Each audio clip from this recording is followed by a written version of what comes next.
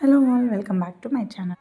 Second Saturday అని నేనైతే ఈరోజు లేట్గా లేసాను. హస్బెండ్ అయితే వాకింగ్కి వెళ్ళేసి వచ్చేసారనమాట. ఎలాగో లేట్ అయిపోయింది కదా, రెడీ అవ్వండి, అలా బయటికి వెళ్ళి టిఫిన్ చేసేద్దామని చెప్పారు. ఈ మాట చెప్పగానే నాకైతే రెక్కలు వచ్చేసాయి.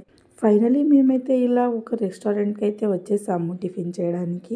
అదేంటో మా చిన్నోడికి ఉత్తి ఇడ్లీ పెట్టుంటే అస్సలు తినట్లేదు. ఖచ్చితంగా నాకు చట్నీ కావాల్సింది అని అంటున్నాడు అనమాట. ఇంకా నా కోసం అయితే నేను పరోటాలు ఆర్డర్ ఇచ్చాను. మా పెద్దోడి కోసం అయితే దోశలు ఆర్డర్ ఇచ్చాము. అలా మా అందరికీ నచ్చిన ఫుడ్ అయితే మేము ఆర్డర్ చేసుకొని తినేసామన్నమాట.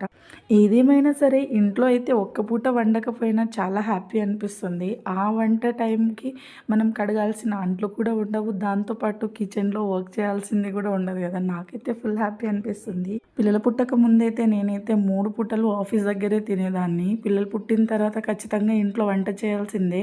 అలా అని ప్రతిరోజు అలాగే తింటామని కాదు కదా. ఏదో ఒక రోజు మనకు ఓపిక లేని రోజు అయితే ఖచ్చితంగా బయట తినేవాళ్ళం.